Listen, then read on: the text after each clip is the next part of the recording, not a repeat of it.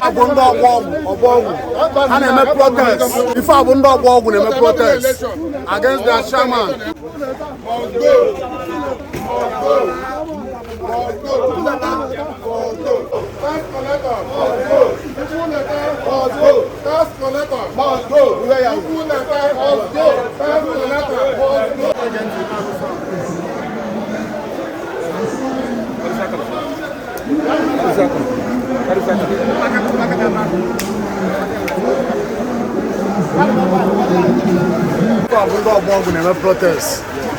They are doing protests against their leader, Soludo Chiefenoche, Ade Mofma.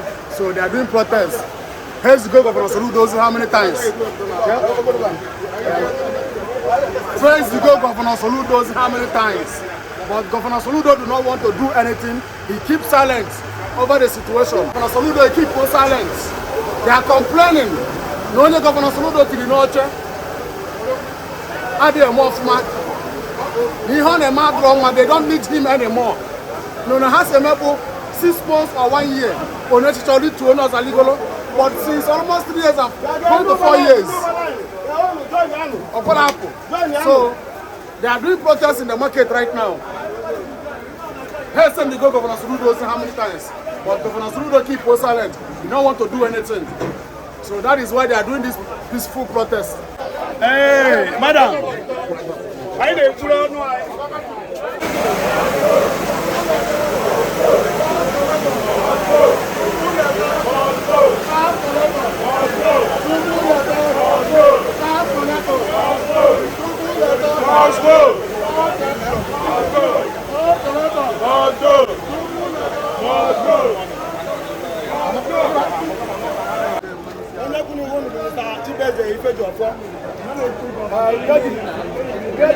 Get Senator Adamu Malo. He had to work today. We're going to get Larry Iman today now. We never know what chairman I we're never going to fake Ghana. So I went not to Nayano and Mafia. Secondary, non do Dokalan, not that even. I went to a captain of we want them boa. Now yet you're not that even. I have to an up that name. Now not that is just a long Dokalan. One who Dokalan. But no one has to do where they are doing the found. Oh, you're not that Simba, oh, your police are Simba. But I'm the line now to the work that you are going to who must it get the Momu, who got the case out of one. But a chairman, I never none who don't the Nabda here. About waiting on the Nabda even. Oh, yeah, you up there. No more start. And to upward Western and dinner and now down on our bubble because we are in the only problem and done in the river. None on our bubble. Yeah! None on our bubble. Yeah! I know now. I teacher not here. Not the another 4 years. Now you are here. So I want to have a good governor. Now you are actually a vote. When I have to go, that do. That just the line chocolate and BC.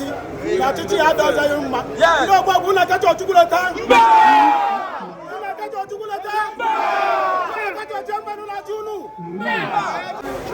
Medicine the last. Help for the nation. Medicine the last. Help for the nation. Help for the nation. Medicine the last. Because onye kwuniru no bo chief Ekeke Ugochukwu. Onye ga-eji ugo 1, 2, 3. Udo dịrị ọnụ. Biko, o nwere ajụjụ m chọrọ ịjụ unu. Ndị ọgba ọgwụ, kedu ebe m na-anọ? Ọ na tufu, ka ọ na plumbing, ka ọ na ọgba ọgwụ? Ka ndịkwa ọzọ, ndị ọgba ọgwụ, kedu ebe udo 1, 2, 3 na-anọ?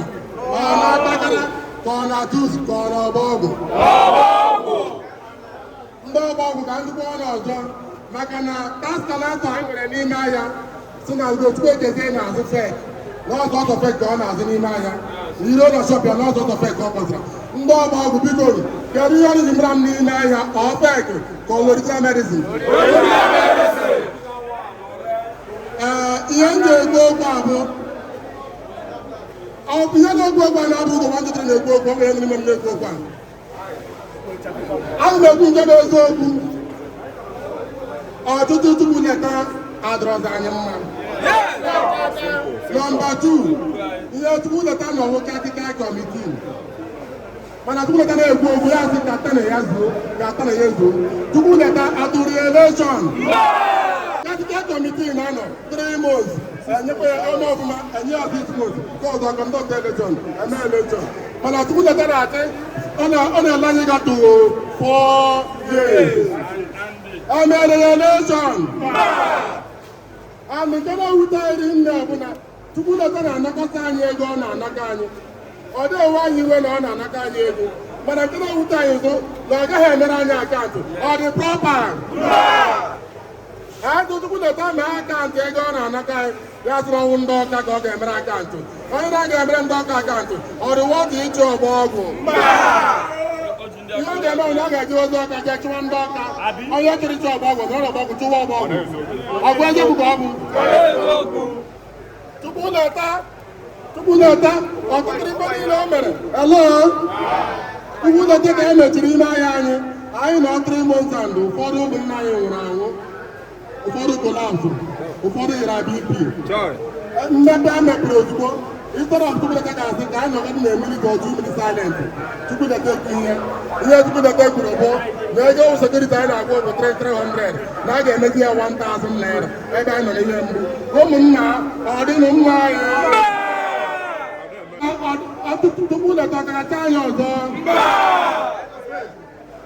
ọba ọgwụ tupu leta ọkaracha anyị ọzọ biko anyị na-ayọ ndị ọgba ọgwụ niile jikọ aka ọnụ anyị gbuo ọnụ ogbugbo okwu anyị bụrụ ofu okwu ka gọvanọ ọ na-ele anya polo niile hicha ebe a ọnlaịn na polo hicha ebe a adịra ya sọpọta Soludo 4x4 anyị na-atọludo anyị atụrụ Soludo vootu anyị na-atọludo ọhụrụ ọtụ egwu ịma na ọ na-agbakọrọ onwe ya afọ afọ ọ bụrụ na ọkpọ nwa mba ọkọ ma ọ na-ebidobeghị so na anyị atụrụ ya vootu mana tupu leta ka anyị na-emezi gịnị ka anyị na-acha ọzọ biko gọvanọ Soludo wepụrụ anyị tupu leta nka nke echi ka anyị nwee ike were obi anyị niile tụọrọ gị vootu ka anyị nwee ike were obi anyị niile tụọrọ gị vootu na ọgba ọgwụ sị ha chọọ gị tupu leta ọgba ọgwụ na ọkachọ tupu leta anyị particular thing nchọ ka mgbatụ ugwu n'aka kọrentịrị nke okwu akpụ n'ọnụ bụ maka NEPA this NEPA agbanyụ today NEPA chukwu leta ji agbanyụ today wee sị na ụfọdụ akwụrụ ụgwọ ọkụ agwakwu unu bụ eziokwu o wee ihe ngwa ọrụ bifọ unu atụ n'egwu na transfọma anyị naghị agbanyela ya ọkụ m na Oktoba ọ banye na first week of October ọ bụ ya ọkụ ahụ olùgbàgìtà ọ̀sìn nínú anyị ka ji ụgwọ ọkụ ọgba ọgwụ biko anyị ejiri ụgwọ ọkụ ndị line chairman na sekretrị biko anyị na unu nyere ndị ọgba ọgwụ aka ọ bụrụ na Chukwu na-eta gba ọnụ mitin onwe ndị na-eje mana ha ma na anyị na-eje outside mitin ọgwụ na-enwekwa line chairman na sekretrị na ọgba ọgwụ enwere line chairman na sekretrị na ọgba ọgwụ oyi ọ na-agwa gọọmenti mana anyị na-adị sọpraịz anyị bata ime ahịa ọ bụrụ na line chairman na sekretrị dị fọnshọnal n'ime ahịa so mgbe na-ayọ ndị line chairman na sekretrị ndị na-eje dis mitin Chukwu na-eta na-agbọ biko gọọmenti na-enyere anyị aka na-enyere ndị ọgba ọgwụ aka na-agwafa nke bụ eziokwu ụgwọ ọgwụ ahụ na-ana ụfọdụ na-ana ụfọdụ Chukwu na-eta enye anyị resit ụgwọ ọgwụ Jenụwarị ahụ ya na unu ndị che line chairman sekretrị ka unu pọblish eto ndị line na ọ ya elu anyị aka ọ ya bụ onye na-akwụ ụgwọ mmanụ ụgwọ ọ na-akwụ so onye jiri okwu ụgwọ na unu enwena unu amụ na Chukwu na-eta na-ekwu na ya na-eje agbanye ọkụ napụnyere ọ ya agbanyela anyị ọkụ nwenu ndidi ọ gbanyụọ ya tata gbanyụọ ya echi onye nwe eji unu ya fụ the next line of action n'ọkụ a we must invite NEPA here ndị NEPA will come here Emana authority or right ndị NEPA nwe ịgbanye ọkụ anyị na-akwụfụ ụgwọ ma ụgwọ ha ji anyị eji na anyị go transformer maka na anyị go transformer ọgbọ ndị NEPA ji anyị ụgwọ anya arịdo otu ego anyị na-amụ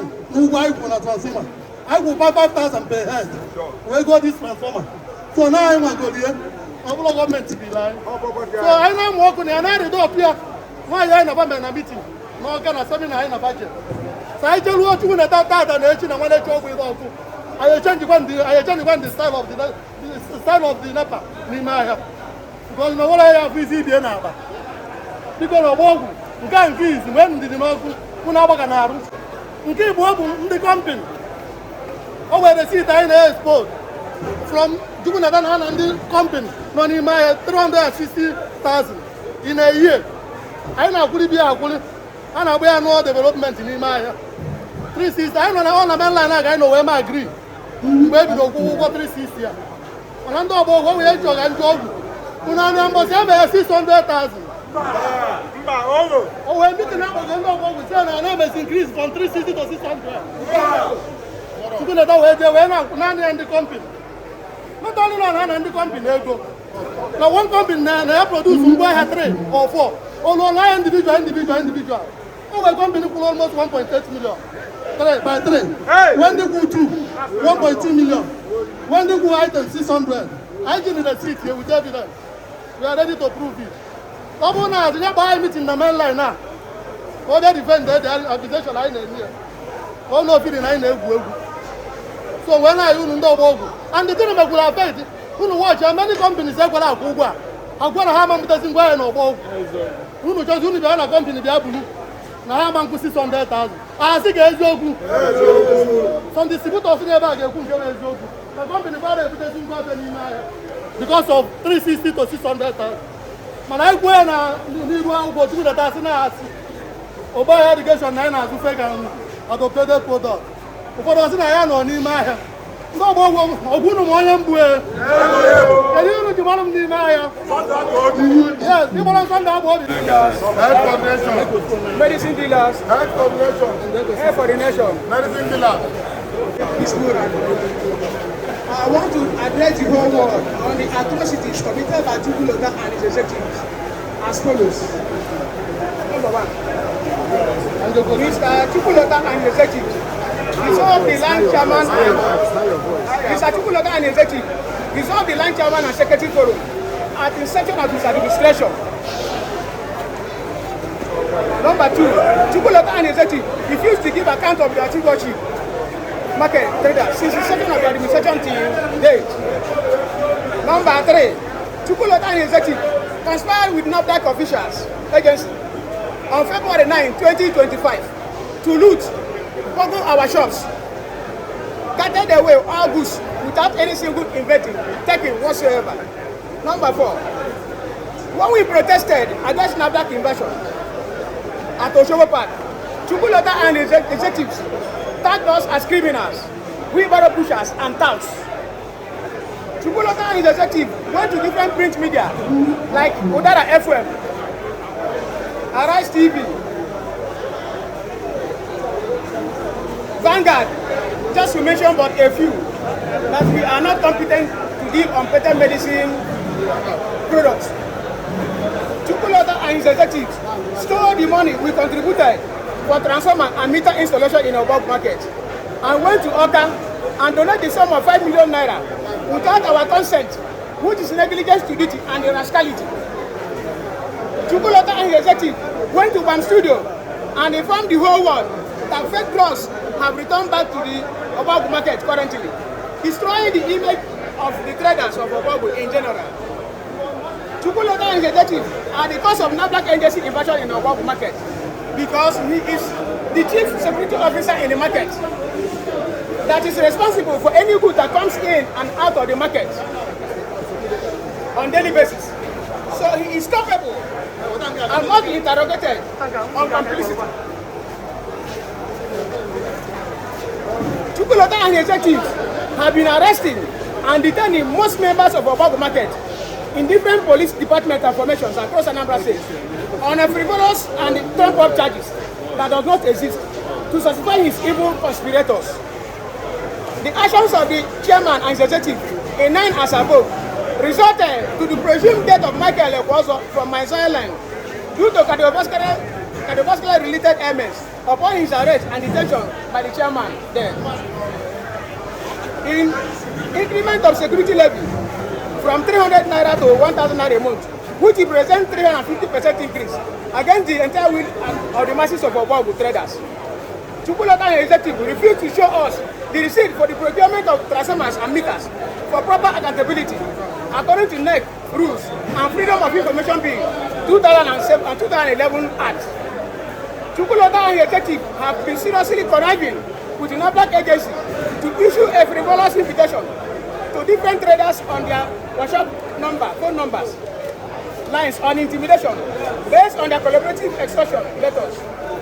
14. Chukwuleta and his executive refused to declare their seat for the in office according to public authority. Finally, in view of the whole stated reasons as above, we are demanding that Governor Soludo, the executive governor of Anambra State, the House of Assembly of Anambra State, to dissolve immediately this current caretaker committee headed by Chukwuleta and executive forthwith, so that another caretaker can be installed to conduct an election within the shortest possible time as demanded.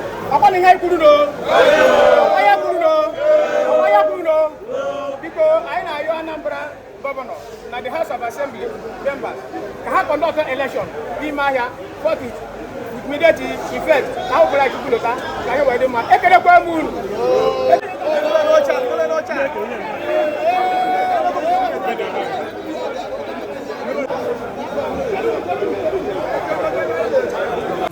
Line be far. Line I'm in India line. Udoka line. Okay, back also to NAFDAC. Back also to NAFDAC here. Mananda mundu doka line. Hate on the NAFDAC effect. When NAFDAC but I hear, as on the high witness. I'm a bandu the NAFDAC global or total man on your boom. Ndo obo talk we who. Okay, I'm do mass. So no NAFDAC when I can NAFDAC. When it's not to chop waka. So na force ka we do. Na chairman line ha. Ekwero with the stakeholders na line he ko. When NAFDAC is all ha do kwalu ndi NAFDAC do gudu. What do na main road. Far from here. So I can go see ba etire ekupuru mo iru. So no bronda ana ebe gba bo ho watire ekupuru mo because no mo onya itiri ife. No kwa no onya isine we tutu na